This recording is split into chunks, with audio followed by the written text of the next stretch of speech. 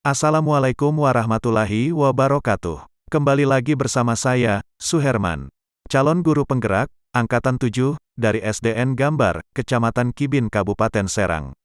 Pada video kali ini, saya akan menyampaikan tentang aksi nyata modul 1.4, Budaya Positif.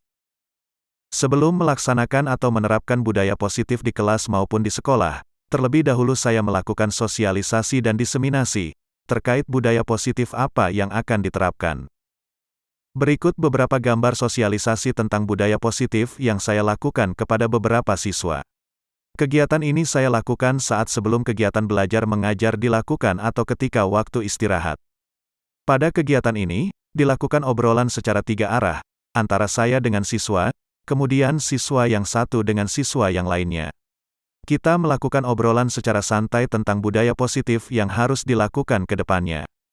Di sini saya menekankan tentang budaya positif peduli terhadap lingkungan, terutama terkait membuang sampah pada tempatnya, karena selama ini saya dan beberapa guru perhatikan, minimnya kesadaran siswa akan membuang sampah pada tempatnya. Kegiatan obrolan santai, antara saya dan siswa, tidak hanya dilakukan dalam satu waktu saja, melainkan juga dilakukan di hari-hari berikutnya, untuk membuat kesepakatan terhadap siswa yang saya ajak obrolan tadi. Selain melakukan sosialisasi terhadap siswa, tentang budaya positif yang akan dilakukan di kelas maupun di sekolah, saya pun melakukan sosialisasi kepada rekan-rekan guru yang ada di sekolah saya. Hal itu saya lakukan agar rekan-rekan guru mendukung penerapan budaya positif yang akan dijalankan ke depannya. Selain melakukan sosialisasi, saya pun melakukan diseminasi terkait budaya positif kepada beberapa siswa, guru, dan orang tua siswa. Kegiatan diseminasi budaya positif, saya selipkan saat pendampingan individu tentang visi dan prakarsa perubahan. Berikut video selengkapnya, kegiatan diseminasi visi dan prakarsa perubahan, yang di dalamnya diselipkan tentang budaya positif.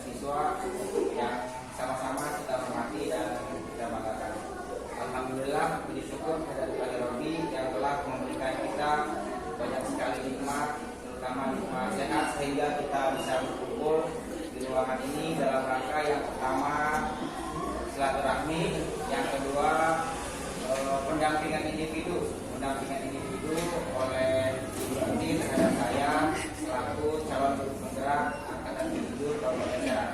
Salam semoga selalu tercurah kepada kita wa habibina wa syafiina wa maulana Muhammad sallallahu alaihi wasallam. Baik Bapak dan Ibu, untuk menghemat waktu, saya selaku moderator akan membacakan susunan acaranya. Yang pertama pembukaan, yang kedua sambutan, yang ketiga pemaparan visi dan prakarsa perubahan, dan yang terakhir penutup. Baik, untuk membuka acara ini, mari kita sama-sama membaca ayat basmalah. Meningkat acara yang selanjutnya yaitu sambutan yang pertama akan disampaikan oleh Ibu Kepala Sekolah SDN Gambar. Kepada yang terhormat Ibu Surahroshidi, dipersilakan.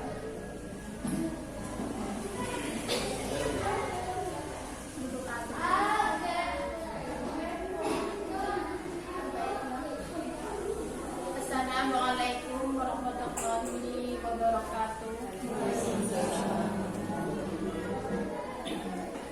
Terima kasih Bapak Suherman. Salam menuju mudah-mudahan lolos, tidak ada halangan dan rintangan.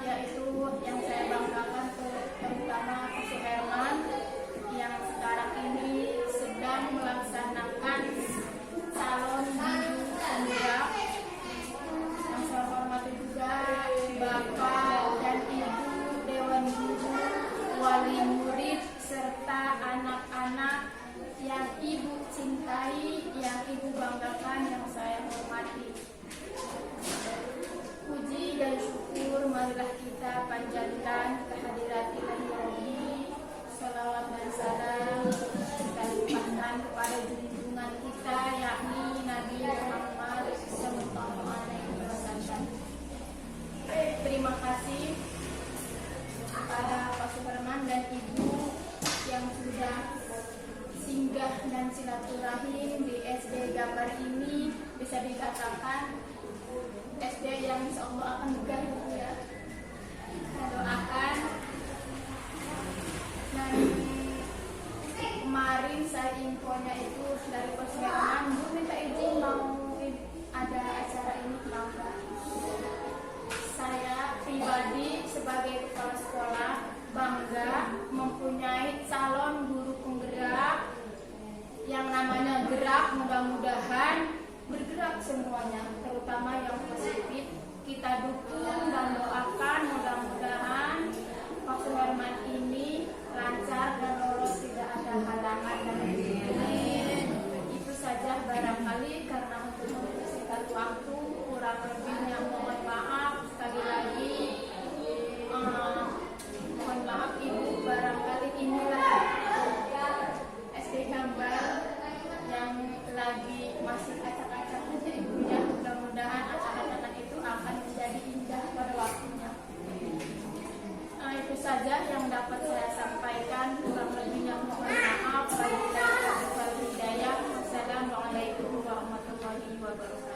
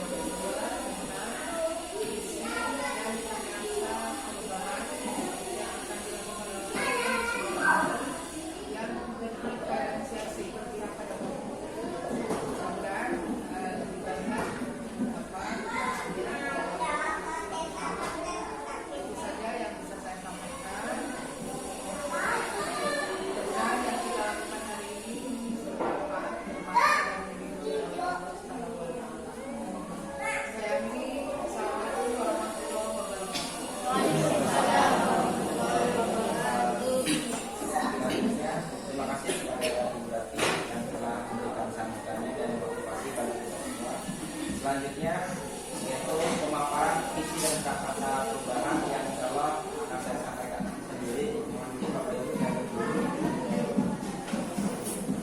Langsung saja pada kesempatan kali ini saya akan memaparkan berkaitan dengan visi dan kata perubahan.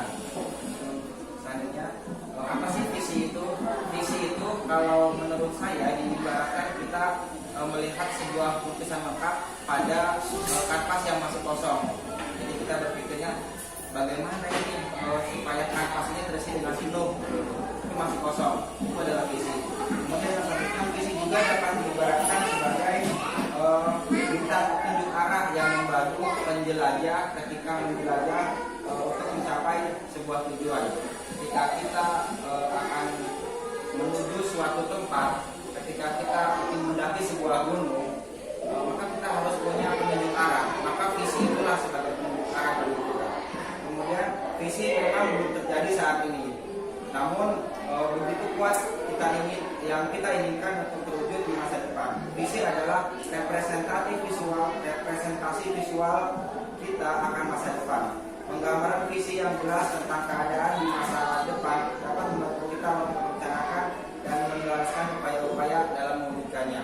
Jadi seperti yang tadi saya bilang, visi adalah petunjuk arah bagaimana kita untuk mencapai tujuan ke depannya. Kemudian selanjutnya tujuan visi. Sebetulnya apa sih tujuan visi itu? Visi bertujuan untuk mencapai perubahan yang lebih baik dari kondisi saat ini. Kondisi saat ini saya menggambarkan di SD Gambar sudah cukup baik, tapi kita perlu lagi perbaiki untuk mencapai yang lebih baik lagi atau kondisi yang lebih baik lagi. Kemudian visi juga membantu kita untuk melihat kondisi saat ini sebagai garis start dan membayangkan garis finish seperti apa yang ingin kita capai. Kemudian visi ini bagaikan seorang pelari yang perlu mengetahui garis start dan garis finish, bahkan sebelum dia benar-benar berlari melintasi jalur lari tersebut. Jadi kita dalam mencapai suatu tujuan, kita perlu visi untuk mengetahui di mana kita start dan di mana kita finish. Itu adalah tujuan daripada visi. Kemudian visi sekolah untuk saat ini kita harus menunjukkan bahwa berpihak kepada murid, seperti yang tadi disampaikan oleh Ibu Rati, bahwa pembelajaran kita harus berdiferensiasi yang lebih mengutamakan kepada kepentingan murid atau berpihak kepada murid, yang tujuannya untuk menumbuhkan profil pelajar Pancasila. Visi juga dibuat sesuai keadaan lingkungan, sarana dan prasarana. Jadi kita nggak usah muluk-muluk bikin visi yang mewah, yang bagaimana, tapi ternyata prasarana, kemudian sarana dan lingkungan tidak mendukung. Tapi kita fokus membuat visi kepada lingkungan, sarana dan prasarana yang ada di sekolah ini. Kemudian bicara tentang profil pelajar Pancasila, mungkin teman-teman guru di sini kita sudah tahu yang sudah menerapkan kurikulum Merdeka bahwa profil pelajar Pancasila itu ada 6. Yang pertama, berkebinekaan global. Yang kedua, bergotong royong, kreatif, bernalar kritis, mandiri, beriman bertakwa pada Tuhan Yang Maha Esa, dan berakhlak mulia. Itu adalah 6 profil pelajar Pancasila yang harus dimiliki oleh siswa khususnya di SD Gambar ini. Bagaimana mewujudkannya? Ya, kita sebagai seorang pendidik harus benar-benar mendorong terwujud profil pelajar Pancasila tersebut. Kemudian selanjutnya visi SD Gambar. Ini yang ada, mohon maaf, ini adalah visi yang saya buat. Sebelum kita melihat visi SD Gambar. Ini visi yang saya buat, yang saya istilahnya harapkan, yang saya inginkan. Dengan semangat profil pelajar Pancasila dapat menunjukkan peserta didik yang berkarakter, berwawasan luas, peduli terhadap lingkungan. Saya menilai dengan visi ini sesuai dengan yang tadi yang kita harapkan, bahwa visi harus berpihak pada murid untuk menumbuhkan profil pelajar Pancasila. Maka di sini dalam visi juga saya cantumkan mewujudkan peserta didik yang semangat profil pelajar Pancasila, kemudian berkarakter, berwawasan luas, dan peduli terhadap lingkungan. Kenapa penting? Karakter sangat penting. Itu yang sangat digembulkan oleh para pendiri bangsa kita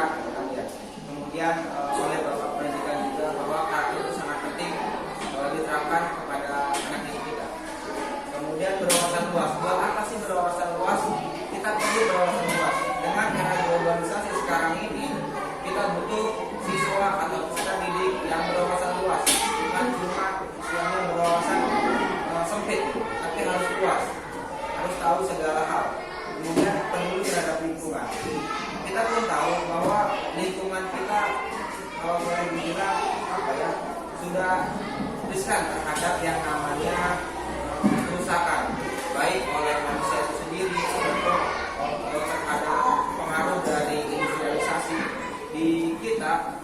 Yang sangat besar adalah pengaruh industrialisasi merusak lingkungan. Jadi bagaimana kita sebagai seorang pendidik, kemudian sebagai peserta didik juga cinta atau peduli terhadap lingkungan. Kemudian selanjutnya prakarsa perubahan. Bagaimana sih untuk mewujudkan visi tersebut? Kita punya modal awal, kita punya aset. Yang pertama, anak didik kita mempunyai kemampuan untuk melakukan segala sesuatu dengan kemampuan diri sendiri.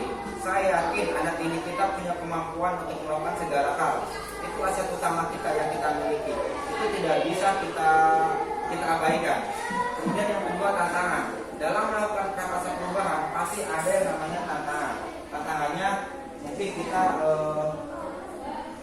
kebiasaan mengarahkan kebiasaan peserta didik yang selalu mengandalkan orang lain dalam melakukan segala sesuatu. Peserta didik punya kemampuan, tapi terkadang dia harus mengandalkan orang lain untuk istilahnya harus dorong-dorong gitu, harus dorong-dorong, kemandirian kurang. Nah di sini peran kita untuk melakukan prakarsa perubahan. Kemudian aksinya dari berbagai aset awal atau potensi yang ada dan tantangan, aksi yang akan dilakukan yaitu membantu peserta didik mewujudkan kemandirian lewat kegiatan pembiasaan.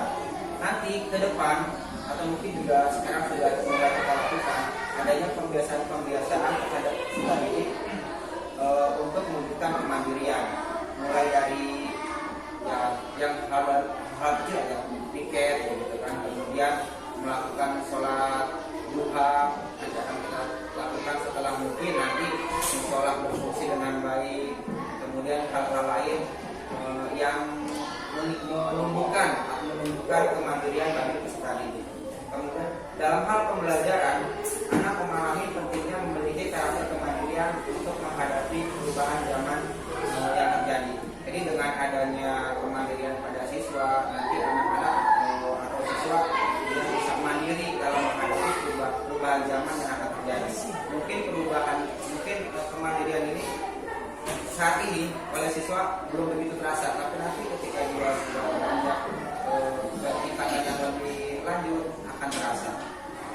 Selanjutnya, dalam prakarsa perubahan juga untuk dapat mewujudkan visi sekolah yang tadi saya sampaikan, kita perlu melakukan proses perubahan, perlu sebuah pendekatan atau paradigma. Kemudian kita akan mengeksplorasi paradigma yang disebut inquiry apresiasi. IA dikenal sebagai pendekatan manajemen perubahan yang kolaboratif berbasis kekuatan. Konsep inquiry apresiatif pertama kali dikembangkan oleh David Cofreder. Jadi nanti kita dalam prakarsa perubahannya akan menggunakan inquiry apresiatif. Apa sih inquiry apresiatif itu? Yaitu sebagai pendekatan manajemen. Inquiry itu penemuan apresiatif, berarti kita nanti memberikan apresiasi bagi siswa-siswa yang berhasil melakukan perubahan dalam berkolaborasi dan berkolaborasi. Kemudian selanjutnya, inquiry apresiatif adalah salah satu model manajemen perubahan di lingkungan pembelajaran, baik di kelas maupun di sekolah. Kita akan mencoba menerapkannya melalui tahapan dalam IA yang di dalam bahasa Indonesia disebut dengan bagian. Jadi inquiry apresiatif itu dalam ya, kalau kita di bahasa Indonesia biasanya disebut dengan bagian. Yang pertama buat pertanyaan, kemudian ambil pelajaran, gali mimpi, menjabarkan rencana dan atur eksekusi. Tahap pertama yang akan kita lakukan dalam prakarsa perubahan yaitu kita akan membuat pertanyaan pertama. Kemudian di tahap ini Bapak Ibu atau kita semua merumuskan pertanyaan-pertanyaan sebagai penentu arah penelusuran terkait perubahan yang diinginkan atau diinginkan. Kemudian tahap yang kedua yaitu ambil pelajaran. Pada tahapan ini bisa mengumpulkan berbagai pengalaman positif yang telah dicapai di kelas ataupun di sekolah, serta pelajaran apa yang dapat diambil dari hal-hal positif tersebut. Kemudian tahap yang ketiga yaitu gali mimpi dalam bahasa Inggris. Pada tahapan ini kita menyusun sebuah narasi tentang kondisi ideal apa yang diimpikan dan diharapkan terjadi di lingkungan pembelajaran. Disinilah visi benar-benar dirumuskan yang jelas. Hal keempat, kemudian kita jalankan rencana atau mendesain sebuah rencana tindakan tentang hal-hal penting apa yang perlu kita lakukan untuk mewujudkan visi tersebut. Kemudian yang terakhir, tahapan A atau juga disebut atur eksekusi. Pada tahapan ini kita menyusun atau memutuskan langkah-langkah yang akan diambil, kemudian siapa yang akan diajak atau mau terlibat dalam kegiatan ini, kemudian bagaimana strateginya dan aksi lainnya demi mewujudkan visi secara perlahan. Berkaitan dengan studi atasnya, di sini dalam bisa tadi disebutkan bahwa bagja yang pertama adalah buat pertanyaan utama. Pertanyaan utama dibuat untuk menentukan arah penyelidikan, kekuatan, aset, potensi, peluang, mendefinisikan tujuan, provokasi atau menginisiasi perubahan. Biasanya hanya satu atau dua pertanyaan saja secara redaksional berdasarkan dengan batasan perubahan kata. Kemudian kita juga sudah menyusun pertanyaan tersebut. Yang pertama, apa sih? Karena tadi yang sudah saya sampaikan bahwa yang akan kita fokuskan adalah tentang kemandirian siswa. Kita melihat di sini kemandirian siswa kurang, itu belum saja, gitu ya. Yang pertama, apa penyebab peserta didik kurang mandiri dalam menuntaskan tugas? Jadi pengennya kurang mandiri lagi. Yang kedua, bagaimana solusi untuk mewujudkan kemandirian pada peserta didik tersebut? Dari dua pertanyaan ini kita perlu ambil tindakan. Maka direncanakan kita ambil tindakan yang pertama, melakukan asesmen diagnostik dengan observasi dalam bentuk kuesioner yang berisi pertanyaan berusulan terkait kemandirian peserta didik. Kemudian yang kedua, memberikan motivasi pentingnya kemandirian. Tugas siapa ya? Tugas kita sebagai pendidik atau ya kita juga sebagai orang tua. Kemudian yang ketiga, berkolaborasi dengan melakukan diskusi baik dengan kepala sekolah, orang tua, kemudian rekan guru dan stakeholder yang lainnya. Yang keempat, membaca referensi dari berbagai sumber terkait pentingnya kemandirian. Yang kelima, menjadi contoh beragam tentang sikap mandiri. Siswa bisa mandiri, perlu tentunya kita berikan contoh, berikan teladan agar kemandirian pada siswa itu muncul. Kemudian tahapan bagja yang kedua yaitu ambil pelajaran atau discover. Pertanyaan untuk ambil pelajaran yang pertama, siapa saja yang berperan mewujudkan kemandirian pada peserta didik? Karena tujuan kita adalah kemandirian peserta didik, maka kita perlu menentukan siapa sih yang berperan nanti. Yang keduanya, aktivitas apa yang dapat mewujudkan kemandirian peserta didik? Yang pertama, tindakan yang kita lakukan adalah melakukan bukan kolaborasi tapi kolaborasi antara kepala sekolah, guru, kemudian teman sebaya dan keluarga. Keluarga di sini maksudnya adalah keluarga daripada siswa tersebut. Kemudian yang kedua, melakukan pembiasaan positif. Dan yang ketiga, mengidentifikasi keterampilan yang diperlukan seorang guru untuk mewujudkan kemandirian peserta didik. Kita ini punya apa sih gitu? Kita ini punya keterampilan apa sih untuk menjadikan untuk sebagai dasar atau sebagai contoh kepada peserta didik untuk mandiri. Kemudian selanjutnya tahapan bagja yang ketiga yaitu gali mimpi. Pertanyaan untuk menggali mimpi, apa langkah yang harus dilakukan untuk mewujudkan kemandirian peserta didik? Langkah apa yang nanti akan kita lakukan? Kemudian bagaimana perasaan ketika melihat sikap kemandirian pada peserta didik? Kita bermimpi ketika peserta didik mandiri. Kemudian perasaan apa sih yang timbul pada diri kita sebagai orang tua ataupun sebagai pendidik begitu? Yang tindakan untuk memberikan pertanyaan tersebut yang pertama, menjadikan lingkungan sekolah milik bersama. Artinya sekolah ini jangan cuma tempat singgah begitu, jangan cuma tempat pagi datang siang pulang. Menjadikan sekolah ini memang tempat tinggal kita, tempat kedua kita, milik kita. Ketika mungkin ada sampah,